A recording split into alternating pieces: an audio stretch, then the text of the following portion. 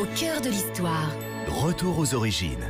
Avec aujourd'hui, pour vous, Franck, une question de Nicolas sur le site europe1.fr. Il voudrait connaître l'origine du terme bus impérial. Alors d'abord, il faut vous dire que les omnibus, comme on les appelle, sont nés au 19e siècle. En France, c'est à Nantes qu'on voit les premiers en 1826 à l'initiative d'un certain Stanislas Baudry, qui était un ancien de la Grande Armée, qui va monter toute une affaire de ce genre. Et puis bientôt, d'autres villes vont s'équiper, dont Paris, bien entendu, qui adopte ce véhicule bien plus économique que les fiacres, puisqu'on peut monter très nombreux dans le même véhicule. Omnibus, ça veut dire pour tous, tout simplement.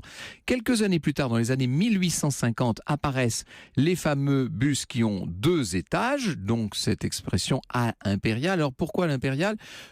Par référence au Second Empire, bien entendu, de Napoléon III, empereur des Français depuis 1852, mais aussi par référence à la forme de la couronne impériale qui était extrêmement haute.